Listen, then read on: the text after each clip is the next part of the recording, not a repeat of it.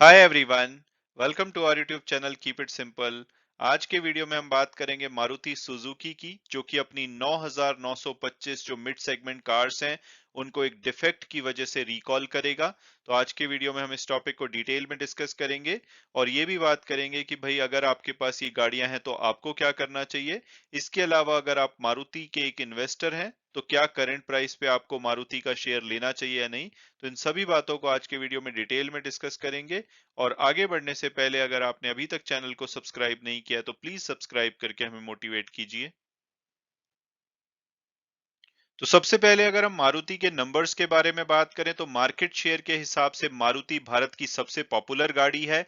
2022 के जो पहले 9 महीने यानी कि जनवरी से सितंबर के बीते हैं, उसमें 11,91,284 जो मारुति की डिफरेंट कार्स हैं वो बेची गई हैं, जो कि पिछले साल के 9 महीने से अगर हम कंपेयर करें तो 16% ज्यादा है। अगर मार्केट शेयर की अगर हम बात करें तो मारुति का मार्केट शेयर पहले 44% था 2021 में, जो कि थोड़ा सा घटा है, अब 42% है पहले 9 महीने में।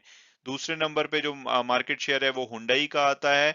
17% था 2021 में, ये भी घटा है और अब 15% रह गया है। और अगर हम बात करें कि भाई किस गाड़ी का मार्केट शेयर बढ़ रहा है, क्योंकि ओवरऑल जो गाड़ियों की सेल्स है उसमें 23% की वृद्धि देखी गई है 2021 के मुकाबले में।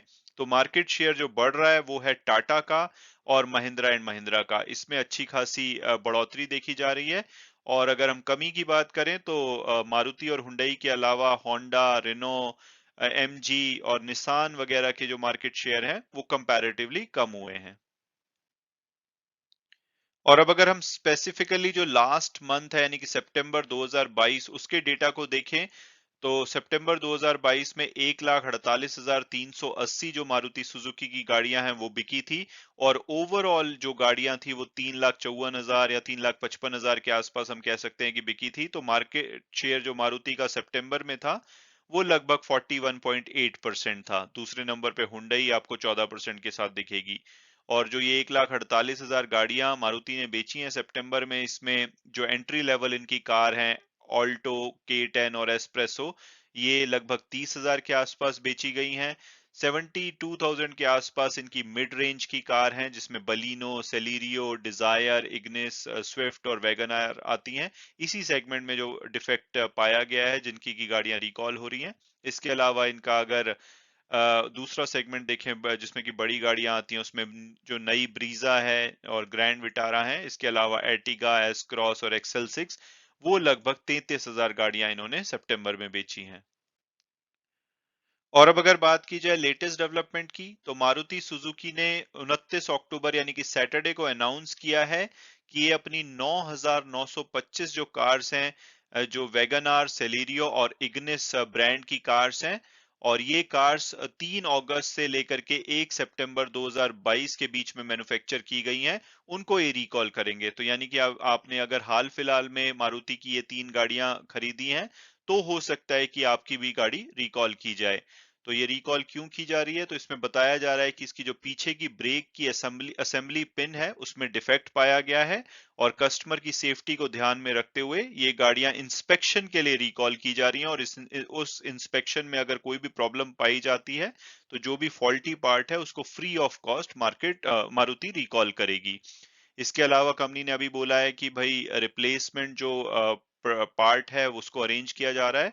और उसके बाद जो मारुति सुजुकी की ऑथराइज्ड वर्कशॉप्स होंगी वो इम्पैक्टेड कस्टमर को कांटेक्ट करेंगी और उनके व्हीकल को इंस्पेक्शन के लिए बुलाएंगी। तो अगर आपने गाड़ी हाल फिलहाल में खरीदी है सितंबर 2022 के बाद, तो हो सकता है कि आपकी भी गाड़ी रिकॉल की जाए। तो आप वेट कीजिए, ऑथराइज्ड वर्कशॉप से आपको फोन आएगा या वो रीच आउट करेंगे, उसके बाद आपकी गाड़ी इंस्पेक्शन के लिए जाएगी और प्रॉब्लम होगी तो फॉल्टी पार्ट को रिपेयर किया जाएगा।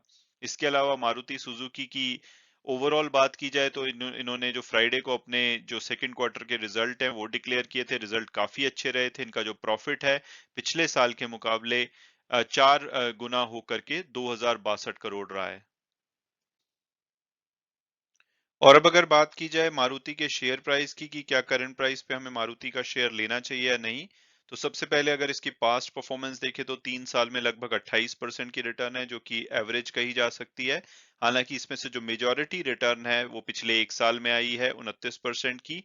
और पिछले एक वीक में भी खास करके फ्राइडे को जब इनके रिजल्ट आए हैं तो उसके बाद इनका शेयर काफी भागा है। एक वीक में लगभग 9% और फ्राइडे को ये 5% भागा था। तो यानी कि रिजल्ट्स को जो मार्केट है उसने बड़ा पॉजिटिवली लिया है। इसके अलावा अगर डिविडेंड की बात की जाए तो ये लगभग 0.6% की डिविडेंड यील्ड है। तो डिविडेंड कोई बहुत खास नहीं है, लेकिन हर साल ये अगस्त के महीने में अपना डिविडेंड देते हैं। और अगर हम कंपेयर करें तो पिछले साल से बड़ा है, लेकिन उससे पहले भी 60 रुपए था, तो इनकंसिस्टेंट इनका डिविडेंड है। और टिकर टेप के प्रेडिक्टिव एनालिसिस को देखें तो वो इसका एवरेज प्राइस 9,460 के आसपास बताते हैं। हायर साइड पे 11,500 और लोअर साइड पे ये 4,600 रुपए के आसपास भी बताते हैं। तो जो लास्ट क्लोजिंग हुई है वो 9,493 रुपए पे हुई है। तो उस हिसाब से तो ये अपने एवरेज टारगेट प्राइस के आसपास चल रहा है। तो वैल्यूएशन ठीक ठाक है। लेकिन पीछे जो ऑटो स्टॉक्स में बहुत तेजी से उसमें बढ़ोतरी हुई है, तो अगर कुछ भी इसमें नेगेटिव न्यूज आती है, आगे कुछ सप्लाई कंस्ट्रेंट आते हैं, तो इनका शेयर गिर भी काफी सकता है। तो बहुत ही केयरफुली आपको इसमें इन्वेस्ट करना चाहिए। अगर मार्केट कैपिटलाइजेशन की बात की जाए तो एक लार्ज कैप कंपनी है, लगभग 2,87,000 करोड़ का मार्केट कैपिटलाइजेशन है। पी पीवी रेशो के हिसाब से थोड़ी एक्सपेंसिव लगती है, लेकिन अदरवाइज प्रॉफिटेबल कंपनी है। बहुत ही कम कंपनीज हैं पैसेंजर व्हीकल में जो कि प्रॉफिटेबल हैं, और डेट फ्री कंपनी है। तो कंपनी के पास सब कुछ अच्छा है, लेकिन अभी इनका जो मुझे शेयर थोड़ा सा हाई वैल्यू पे लगता है। और दूसरा जो इलेक्ट्रिक व्हीकल में डिले कर रहे हैं, हालांकि माना जा रहा है कि जो पहला ट्रांजिशन होगा वो पेट्रोल और डीजल व्हीकल से सीएनजी व्हीकल पे होगा, और उसके बाद अल्टीमेटली हम इलेक्ट्रिक हाइड्रोजन व्हीकल की तरफ बढ़ेंगे। तो अगर ऐसा होता है तो इनको काफी फायदा होगा, क्योंकि सीएनजी पे इनकी काफी ज्यादा ये रिलाय कर रहे हैं। और धीरे धीरे अगर फिर इलेक्ट्रिक की तरफ जाते हैं तो ये 2025 में ये भी इलेक्ट्रिक व्हीकल में एंट्री मार लेंगे। लेकिन इलेक्ट्रिक व्हीकल का ट्रांजिशन तेजी से होता है, तो टाटा या जो दूसरी एमएनएम वगैरह की कंपनीज हैं उनको फायदा हो सकता है। तो मुझे लगता है कि थोड़ी ठीक ठाक करेक्शन हो तब इसमें घुसना चाहिए। बाकी अदरवाइज रिजल्ट्स अच्छे हैं, डेट फ्री कंपनी है, प्रॉफिटेबल कंपनी है।